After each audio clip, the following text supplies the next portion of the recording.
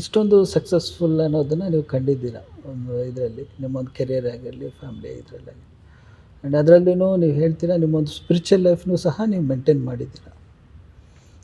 So ಇಂಥ ಒಂದು ಇದರಲ್ಲಿ ನಮ್ಮ ಈಗಿನ ಒಂದು ಪೀಳಿಗೆಗೆ ಯಂಗ್ಸ್ಟರ್ಸ್ಗೆ ಅಫ್ಕೋರ್ಸ್ ಅವರ ಒಂದು ಮೈಂಡ್ಸೆಟ್ ಬೇರೆ ಥರ ಇರ್ಬೋದು, ಅವರೊಂದು ಅಪ್ರೋಚಸ್ ಬೇರೆ ಥರ ಇರ್ಬೋದು. ಬಟ್ ಆದ್ರೂ ಎಲ್ಲೋ ಒಂದು ಕಡೆ ಒಂದು ಸಮ್ ಬೇಸಿಕ್ ಥಿಂಗ್ಸ್ ಅನ್ನೋದು ಇದ್ದೇ ಇರುತ್ತೆ ಲೈಫಲ್ಲಿ. ನಾವು ಈ ಥರ ಇರಬೇಕು ಅನ್ನೋವಂಥದ್ದು ಬೇಸಿಕ್ಕಾಗಿ ಕೆಲವೊಂದು ವಿಚಾರಗಳು ಇದ್ದೇ ಇರುತ್ತೆ.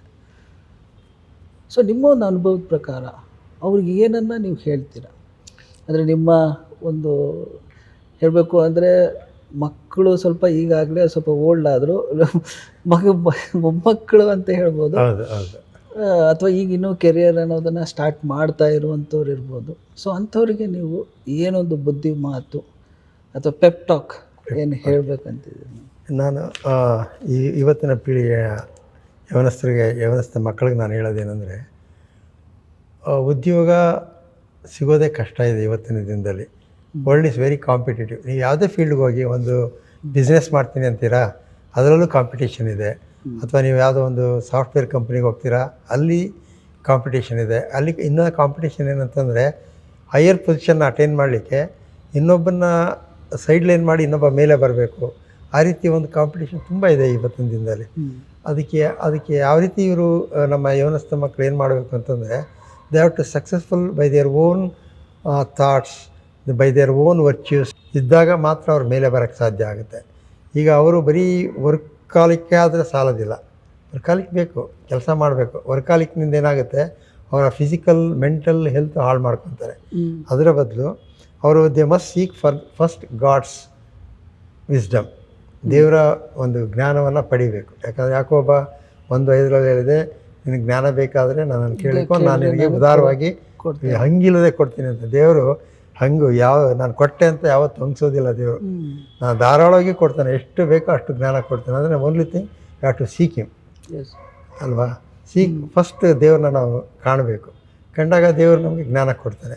ಮತ್ತು ಎರಡನೇದಾಗಿ ನಾವು ಕೆಲವೊಂದು ಇವತ್ತಿನ ದಿನ ನಾವು ನೋಡೋದು ಯವನಸ್ಥರು ಕೆಲವು ಇದಕ್ಕೆ ಅಡಿಕ್ಷನ್ಸ್ ಆಗ್ತಾಯಿದ್ದಾರೆ. ಅಡಿಕ್ಷನ್ನಿಂದ ಕೂಡ they are losing there job. ಆ ಥರ ಅಡಿಕ್ಷನ್ಸ್ನ ಹೋಗದ ರೀತಿಯಲ್ಲಿ ಅವ್ರ ಜೀವನನ ಅವರು ಡಿಸಿಪ್ಲಿನ್ ಮಾಡ್ಕೊಳ್ಬೇಕು. ಜೀವನದಲ್ಲಿ ಡಿಸಿಪ್ಲಿನ್ ಭಾಳ ಪ್ರಾಮುಖ್ಯ. ಯಾವುದೇ ಇವಾಗ ಫ್ಯಾಮಿಲಿ ಲೈಫ್ ಇರ್ಬೋದು, ಅಫಿಷಿಯಲ್ ಲೈಫ್ ಇರ್ಬೋದು, ಅಥವಾ ಬಿಸ್ನೆಸ್ ಲೈಫ್ ಇರ್ಬೋದು, ಪ್ರೈವೇಟ್ ಲೈಫ್ ಏನೇ ಇರ್ಬೋದು, ಎಲ್ಲದರಲ್ಲೂ you have to have limitations and discipline. ಪ್ರತಿಯೊಂದು ಡಿಸಿಪ್ಲಿನ್ ಮಾಡಿಕೊಂಡಾಗ we can limit our areas. ಪ್ರತಿ ಏರಿಯಾದಲ್ಲೂ ನಾವು ಲಿಮಿಟ್ ಮಾಡ್ಕೊಳ್ಬೋದು. ಡಿಸಿಪ್ಲಿನ್ ಇದ್ದರೆ ಮಾತ್ರ ಸಾಧ್ಯ ಆಗುತ್ತೆ. ಡಿಸಿಪ್ಲಿನ್ ಇಲ್ಲಾಂದರೆ ಆಗೋದಿಲ್ಲ. ಅದರಿಂದ ಇವತ್ತಿನ ದಿನ ಮಕ್ಕಳು ವಿದ್ಯಾವಂತರಾಗಬೇಕು. ಮೊದಲು ತಮ್ಮ ವಿದ್ಯಾಭ್ಯಾಸಕ್ಕೆ ಅವ್ರು ಪ್ರಾಧಾನ್ಯತೆ ಕೊಡಬೇಕು.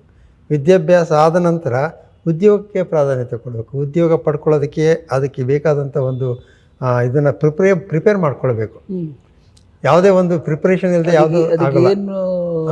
ಈಗ ಕಾಂಪಿಟೇಟಿವ್ ಎಕ್ಸಾಮ್ಸ್ ಇರ್ಬೋದು, ಇಂಟರ್ವ್ಯೂಗೆ ಅಟೆಂಡ್ ಮಾಡಬೇಕು.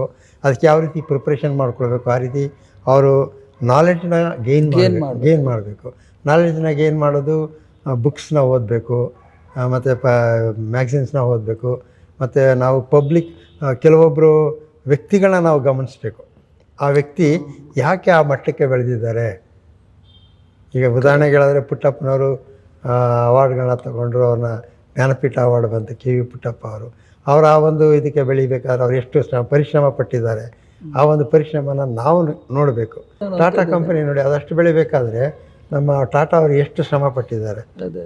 ಅದನ್ನು ನಾವು ಬೇರೆ ದೊಡ್ಡ ವ್ಯಕ್ತಿಗಳು ಬೆಳೆದಂಥ ಹಾದಿನ ನಾವು ಗಮನಿಸಬೇಕು. ಯವನಸ್ಥ ಮಕ್ಕಳು ಇವತ್ತಿನ ದಿನದಲ್ಲಿ ಅದನ್ನು ಗಮನಿಸಿದಾಗ ಅವರು ಅದನ್ನು ಅಟೆಂಡ್ ಮಾಡಲಿಕ್ಕೆ ಅನುಕೂಲ ಆಗ್ತದೆ. ಈಗ ನಾನು ಈ ಒಂದು ಉದ್ಯೋಗ ಪಡ್ಕೊಳ್ಳೋದಕ್ಕೆ ನಾನು ಯಾವ ರೀತಿ ಪರಿಶ್ರಮ ಪಟ್ಟೆ ಅಂತಂದರೆ, ನಮ್ಮಲ್ಲಿ ಕೆಲವರು IAS ಆಫೀಸರ್ಸ್ನ ನಾನು ನೋಡ್ತಾ ಇದ್ದೆ. ಅವರುಗಳು ಆ ಮಟ್ಟಕ್ಕೆ ಬೆಳಿಬೇಕಾದ್ರೆ ಹೇಗೆ ಬೆಳೆದ್ರು. ಸೊ ಅವ್ರು ಕಾಂಪಿಟೇಟಿವ್ ಎಕ್ಸಾಮಿನೇಷನ್, ಅದಕ್ಕೋಸ್ಕರ ಅವತ್ತಿನ ದಿನ ನಮಗೆ ಕಂಪ್ಯೂಟರ್ ಇರಲಿಲ್ಲ.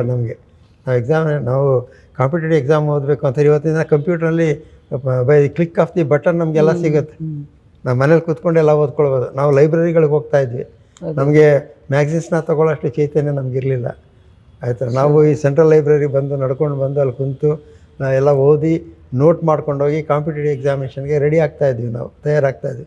ಆ ಮೂಲಕ ನಾವು ಎಕ್ಸಾಮಿನೇಷನ್ ಪಾಸ್ ಮಾಡಿ ನಾವು ಒಂದು ಕೆಲಸನ ನಾವು ಅಚೀವ್ ಮಾಡ್ಕೊಂಡಿದ್ದೀವಿ. ಅಂದರೆ ಜ್ಞಾನ ಬೆಳೆಸ್ಕೊಳ್ಬೇಕು, ಜ್ಞಾನ ಬೇಕು ಮುಖ್ಯ. ಇವತ್ತು world is very highly competitive ಅಂತ ಹೇಳ್ಬೋದು. ವೆರಿ ಕಾಂಪಿಟೇಟಿವ್ ಅಂತಲ್ಲ, ಹೈಲಿ ಕಾಂಪಿಟೇಟಿವ್. ಯಾಕಂದ್ರೆ ಇವತ್ತು ದಿನ ನೀವು ನೋಡೋದಾದ್ರೆ ಪ್ರತಿ ಮಕ್ಕಳು 99% ಸ್ಕೋರ್ ಮಾಡ್ಲಿಕ್ಕೆ ಪ್ರಯತ್ನ ಮಾಡ್ತಿದ್ದಾರೆ. ಸೊ ಅಂಥ ಸಂದರ್ಭದಲ್ಲಿ ಯವನಸ್ಥ ಮಕ್ಕಳು ಕಾಂಪಿಟೇಟಿವ್ ಎಕ್ಸಾಮಿನೇಷನಲ್ಲಿ ಕೂಡ they have to excel. Correct. ತುಂಬ ಹೈ ಪರ್ಸೆಂಟೇಜ್ನ ತೊಗೊಂಡ್ರೆ ಕಾಂಪಿಟೇಟಿವ್ ಎಕ್ಸಾಮಿನೇಷನ್ ಅವರು ಸೆಲೆಕ್ಷನ್ ಆಗೋದಕ್ಕೆ ಅನುಕೂಲ ಆಗ್ತದೆ. ಅದಕ್ಕೆ ಎಷ್ಟು ಶ್ರಮ ಪಡಬೇಕು ಅಷ್ಟು ಶ್ರಮ ಅವ್ರು ಪಡಬೇಕು. ಅಂದರೆ ಅದಕ್ಕೆ ಪ್ರಾಧಾನ್ಯತೆನ ಆ ಒಂದು ಸಂದರ್ಭದಲ್ಲಿ ಕೊಡಬೇಕು. ಅಂದರೆ ಉದ್ಯೋಗ ಪಡ್ಕೊಳ್ಳೋದಕ್ಕೆ ಅವ್ರು ಏನು ಸಮಯ ಇದೆ ಅವರಿಗೆ, ಒಂದು 23ರಿಂದ 24 ವರ್ಷ ಒಳಗಡೆ ಅವರು ಉದ್ಯೋಗ ಪಡ್ಕೊಳ್ಬೇಕು. ಅಷ್ಟರಲ್ಲಿ ಅವರು ಅದಕ್ಕೆಲ್ಲ ಸಿದ್ಧತೆನ ಓದ್ತಿರುವಾಗಲೇ ಪ್ರಾರಂಭ ಮಾಡ್ಕೊಳ್ಬೇಕು. ಅವ್ರು ತಮ್ಮ ಎಜುಕೇಷನಲ್ ಕೆರಿಯರ್ ಮಾಡುವಾಗ PUC ಆಗ್ತಾ ಇದ್ದಾಗೇ ಅವರು ಈ ಥರ ಒಂದು ಕಾಂಪಿಟೇಟಿವ್ ಎಕ್ಸಾಮಿನೇಷನ್ಗೆ ಹೋಗಲಿಕ್ಕೆ ಕೂಡ ಅದನ್ನು ಅವರು ಪ್ರಿಪ್ರೇಷನ್ ಮಾಡ್ಕೊಳ್ಳೋಕ್ಕೆ ಅವರ ಮೈಂಡ್ ಸೆಟ್ನ ಮಾಡ್ಕೊಳ್ಬೇಕು. ಆವಾಗಿಂದ ಪ್ರಾರಂಭ ಮಾಡಿದರೆ ಅವರು ಮುಂದೆ ಒಂದು ಒಳ್ಳೆಯ ಉದ್ಯೋಗ, whether it is multinational company ಆಗ್ಬೋದು ಅಥವಾ ಗೌರ್ಮೆಂಟ್ನಲ್ಲಿ ಆಗ್ಬೋದು, ಒಳ್ಳೆಯ ಪೊಸಿಷನ್ಗೆ ಅವರು ಹೋಗಿ ಜಾಯ್ನ್ ಆಗಲಿಕ್ಕೆ ಅನುಕೂಲ ಆಗುತ್ತೆ.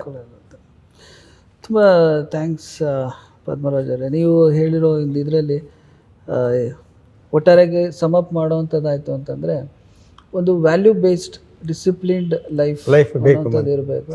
ಆದರೆ ನಾವು ಅದರಲ್ಲಿ ದೇವ್ರನ್ನೂ ನಾವು ಆತ್ಕೊಂಡು ಇರುವಂಥದ್ದು ಇರಬೇಕು. ಜೊತೆಗೆ ನಾನು ಇನ್ನೊಂದೇನು ಹೇಳ್ತೀನಿ, ಬರೀ ಮಕ್ಕಳಲ್ಲೇ ಅವರು ಡಿಸಿಪ್ಲಿನ್ನ ಬೆಳೆಸ್ತಾರೆ ಅಂತಂದರೆ ಆಗೋದಿಲ್ಲ. ಪೇರೆಂಟ್ಸ್ ಅವ್ರನ್ನ ಆ ಡಿಸಿಪ್ಲಿನ್ ಲೈಫ್ನಲ್ಲಿ ಬೆಳೆಸೋದಕ್ಕೆ ಅವರು ಪ್ರಯತ್ನ ಪಡಬೇಕು. ಅಲ್ಲಿ ಪೇರೆಂಟ್ಸ್ ರೋಲ್ ಕೂಡ ತುಂಬ ಇಂಪಾರ್ಟೆಂಟ್ ಇದೆ.